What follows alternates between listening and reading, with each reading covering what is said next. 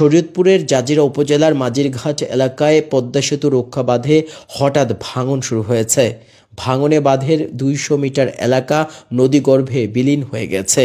হঠাৎ আকস্মিক ভাঙনে আতঙ্কিত হয়ে পড়েন স্থানীয় বাসিন্দারা। আজ সোমবার ৭ জুলাই বেলা ৩:৩০টার দিকে জাজিরা উপজেলার মাঝিরঘাট এলাকায় এ ভাঙন শুরু হয়। নদী ভাঙনে প্রায় ১১টি ব্যবসা প্রতিষ্ঠান ও ৫টি বসতবাড়ি নদীগর্ভে চলে যায়। ভাঙনের শিকার ব্যবসায়ীরা তাদের দোকানপাট ও ব্যবসা প্রতিষ্ঠান সরিয়ে নিতে ব্যস্ত হয়ে পড়েছে।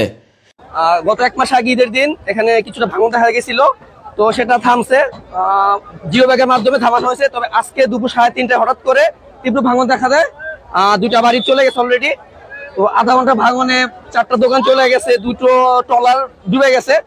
তো এখন কিছুটা কমছে, কিন্তু পদ্মা নদী যেহেতু এটাকে কখন এটা বিকট রূপ ধারণ করে আসলে বলা যায় না। শরীয়তপুর পানি উন্নয়ন বোর্ড সূত্রে জানা যায় ২০১০-১১ অর্থ বছরে ১১০ কোটি টাকা ব্যয়ে জাজিরার পদ্মা সেতু ল্যান্ডিং পয়েন্ট থেকে মাঝিরঘাট হয়ে পূর্ব নাওডোবা আলমখারকান্দি জিরো পয়েন্ট পর্যন্ত ২ কিলোমিটার ভাটিতে পদ্মা সেতু প্রকল্পের কনস্ট্রাকশন ইয়ার্ড বাঁধ নির্মাণ করে সেতু কর্তৃপক্ষ। গত বছরের ৩ নভেম্বর মাঝিরঘাট জিরো পয়েন্ট এলাকায় বাঁধটির প্রায় ১০০ মিটার ধসে পড়ে। এবছর বাঁধটির সংস্কার দায়িত্ব দেয়া হয় পানি উন্নয়ন বোর্ডকে।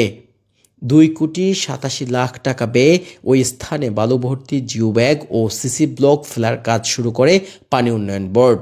এর আগে ঈদুল আজহার দিন ভোরে সংস্কার করা বাঁধের ১০০ মিটার অংশ সহ পাশের আরও একটি স্থানে ভাঙন শুরু হয়। একদিনের মধ্যে বাঁধের ২৫০ মিটার অংশ নদীর পানিতে তলিয়ে যায়।